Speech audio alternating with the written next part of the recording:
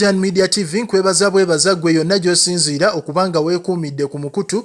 Yes, omukyala amanyiddwa nga Shira Gashumba nga y'omu ku bawala abeekoledde erinnya era nga badominatinze amawulire ga bannayuganda okumala weeks eziyise. Yes, omukyala ono Shira Gashumba kyaddaaki waliwo omukyala presenter ali ku TV emanyiddwa nga Urban TV.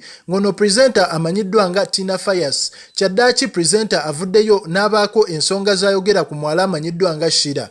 Presenter ono nga naye mukambwe muzibu olw'ensonga nti amawulire gaweereza abaalumba ba serebu wabavuma era nga wabatyoboola. Yavuddeyo n'ayogera ebyama bya Shira Gashumba. Presenter ono Tina Fayas agamba nti Shira Gashumba y'omu ku bawala abazze bafuna embuto naye nga akubibwa bbaawe amanyiddwa nga God's Plan era embuto ze ne zivaamu. Omukyala ono ayongerako n'agamba nti Shira yakafuna embuto za mirundi ng'esatu era nga buli lubuto lwafuna akubibwa bbaawe God's Plan olubuto ne luba nga lukwakukamu. Ekintu kye tutamanyi oba kituufu oba naye yeeyunze ku Robin okusobola okuba nga bayeekera mwana muwala amanyidda nga Shira Gashumba. Ffe tujja kuwa ebigenda mu maaso wano ku Projan Media TV, ogugwo gwa kusubscribinga na kulaba bigenda mu maaso mu ggwanga.